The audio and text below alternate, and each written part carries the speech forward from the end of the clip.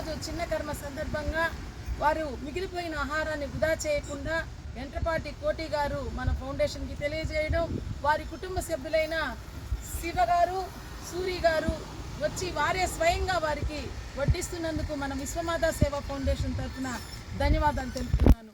ప్రతి ఒక్కరూ మిగిలిపోయిన ఆహారాన్ని వృధా చేయకుండా ఆకలిగా ఉన్న వారికి అందజేయాలని మన ఫౌండేషన్.